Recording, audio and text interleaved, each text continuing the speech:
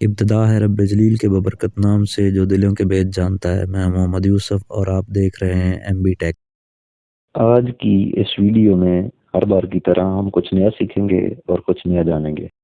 آپ کے گھر میں استعمال ہونے والی واشنگ مشین بھی اگر ویڈیو میں دکھائے گئے مسئلے کی طرح پرابلم کر رہی ہے تو اس ویڈیو میں آپ جانیں گے کہ اس مسئلے سے صرف ایک چھوٹا سا پرزہ تبدیل کر کے آپ کیسے جان چھڑوا سکتے ہیں۔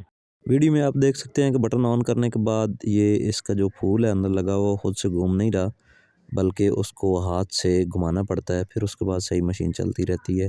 یہ مسئلہ دراصل کیپیسٹر کی خرابی کی وجہ سے آتا ہے، جس کی وجہ سے موٹر سٹارٹ نہیں لے پا رہی ہوتی اور آن کرنے پر موٹر کا پھول روٹیٹ نہیں کرتا۔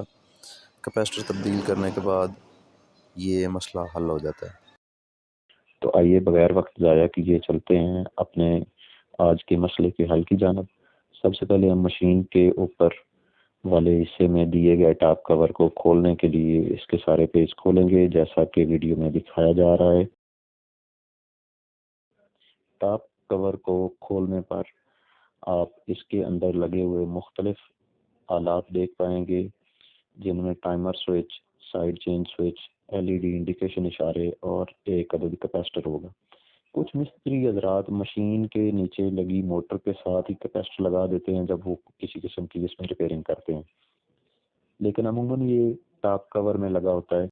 آپ اس کیپیسٹر کے ساتھ لگے ہوئے پیچ کو کھول کر جب اسے باہر نکالیں گے تو آپ دیکھیں گے کہ اس کیپیسٹر کی حالت خراب ہو چکی ہے اور یہ خراب ہو کر پھول چکا ہے، تو اس کی وجہ سے موٹر صحیح کام نہیں کر رہی، لہذا آپ کو صرف اس کیپیسٹر کو تبدیل کرنا ہے، اور تبدیل کرنے کے بعد آپ نے جیسے اس ٹاپ کور کو کھولا تھا ویسے ہی اس کو دوبارہ سے بند کر دینا ہے۔ صرف اس کیپیسٹر کی وجہ سے موٹر جو ہے وہ سٹارٹ نہیں لے پا رہی ہوتی، تو یہ کیپیسٹر جو ہے یہ 10 یو ایف کا ہے۔ آپ سیم اسی کیپیسٹی کا ایک نیا کیپیسٹر لائیں گے اور اسے اس کیپیسٹر کے ساتھ تبدیل کر دیں گے۔ جیسے یہ کیپیسٹر لگا ہوا ہے ویسے ہی آپ نے یہ ٹاپ کور کے اندر دوبارہ سے نئے والا کیپیسٹر لگانا ہے۔ کیپیسٹر لگانے کے بعد آپ ٹاپ کور کو جس طرح آپ نے کھولا تھا بالکل اسی طرح واپس بند کر دیں گے، اور اس کے بعد آپ اپنی مشین کو ٹیسٹ کریں گے۔